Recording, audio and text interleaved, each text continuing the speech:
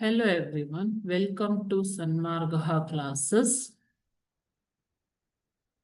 ಮುಂದಿನ ಪ್ರಶ್ನೆ ಅರ್ಥಶಾಸ್ತ್ರದ ಅರ್ಥ ಮತ್ತು ಮಹತ್ವ ಎನ್ನುವಂತಹ ಚಾಪ್ಟರ್ ಇಂದ ಸರ್ಕಾರವು ತಾನು ಒದಗಿಸುವ ಸರಕು ಮತ್ತು ಸೇವೆಗಳಿಗೆ ಏನನ್ನು ವಿಧಿಸುತ್ತದೆ?